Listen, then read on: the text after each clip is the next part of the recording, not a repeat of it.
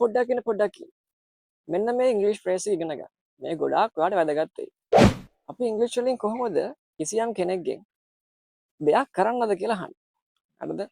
ඒ කියන්නේ මම මේ දේ කරන්නද? හරිද? මම මේක ගන්නද? හරිද? මෙන්න මේ වගේ දේවල් අහද්දී යූස් කරන්න පුළුවන් ගොඩාක් වැදගත් වෙන ෆ්‍රේස් එකක් තමයි මම අද කියලා දීලා යන්නේ. මේකද අපි යූස් කරනවා මේ shall I කියන ෆ්‍රේස් එක. මට shall කියන වර්ඩ් එක ඉස්සරහට දාලා I සහ we කියන pronouns දෙකට විතරයි මේක යූස් කරන්න පුළුවන්. right? Shall I and shall we. මොකටද මේක ගන්නෙ? shall I වලින් පුළුවන් ඔයාට අහන්න මෙන්න මේ වගේ sentence එකක්. Shall I take your pen? මම ඔයාගේ පෑන ගන්නද? Shall I take your book?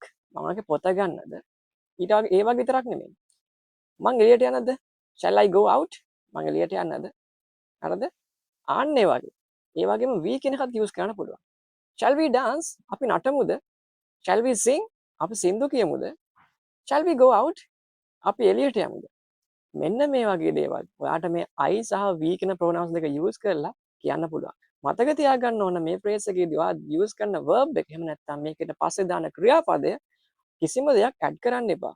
ඒ තියෙන විදිහටම තියෙන්නේ. Go නම් go, sleep නම් sleep, dance නම් dance, sing නම් sing. කිසි දෙයක් add කරන්නේ නැහැ.